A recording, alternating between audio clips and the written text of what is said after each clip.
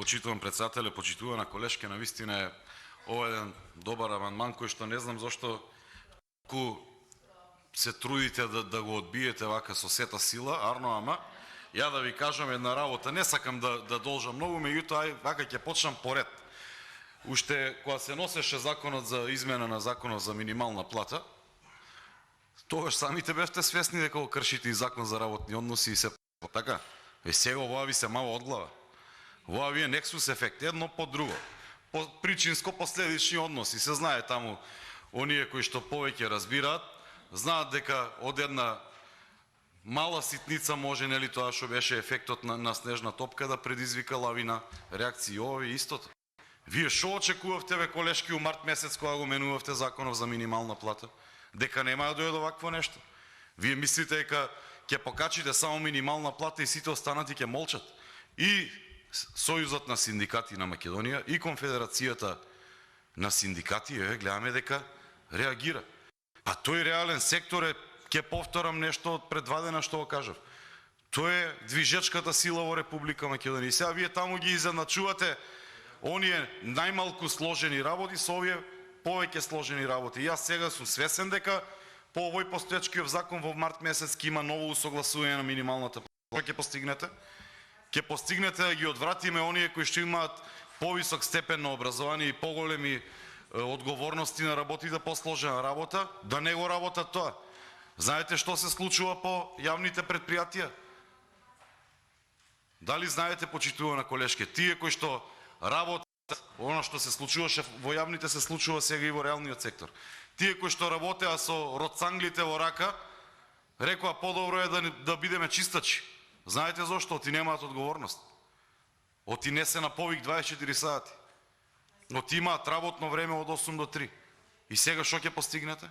Сега ќе стаите у иста категорија едните и другите. Знаете што ќе постигнете? Сите ќе избегаат. И не само што ќе избегаат, ќе почнат да работат на црно. Зошто?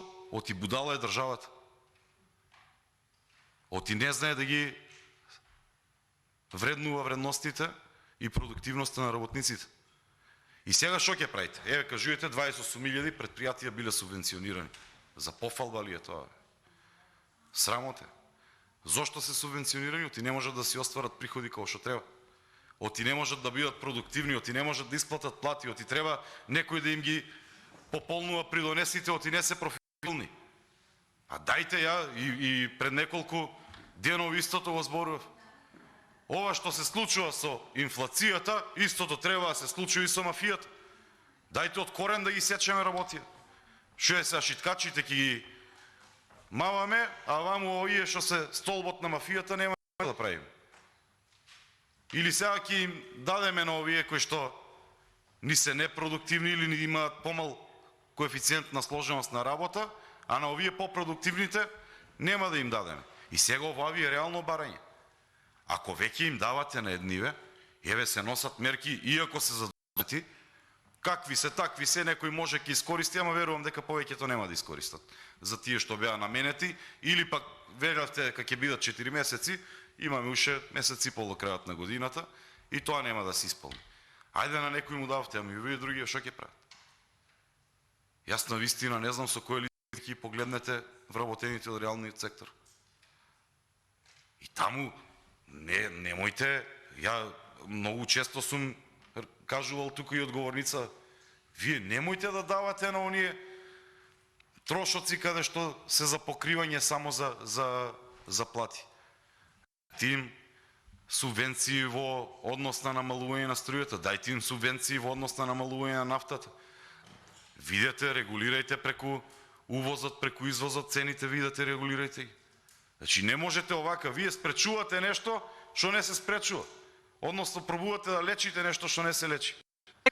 Подобро е да го спречите отколку да го лечите. И сега, утре кога ќе ви се појават на улица, немојте да кажувате ние ќе правиме. Што ќе правите? Што ќе правите кога ништо не правите?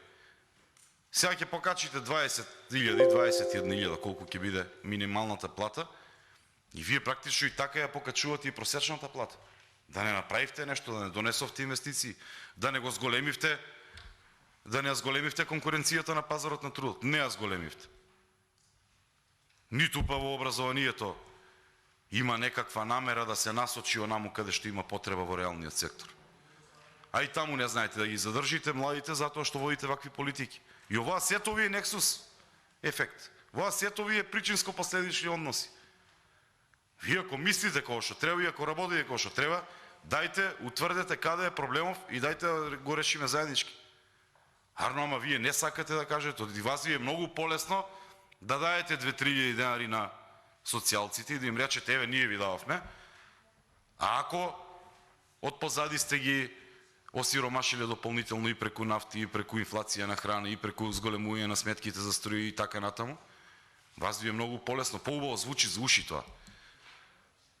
Поубаво звучи и подобро е самите да се лажете, кога ќе речете ние дававме. Што сте дале, бе? Ништо не сте дали.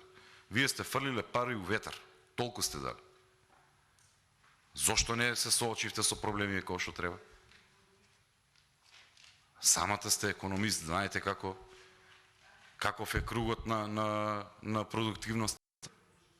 Апсолутно ништо немате направено, дајте прифатете го ова и така касните со мерките, и така тоа што беше предвидено нема да се реализира, дајте дополнете ги па да видиме што ќе правиме натаму.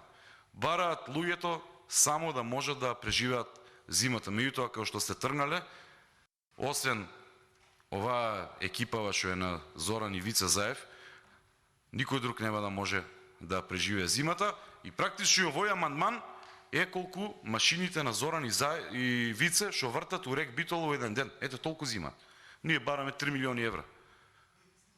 За нас се многу, за нив се ништо. Еден ден нека се солидаризираат, а не перики наму да ми купуваат. Фала. Благодарам.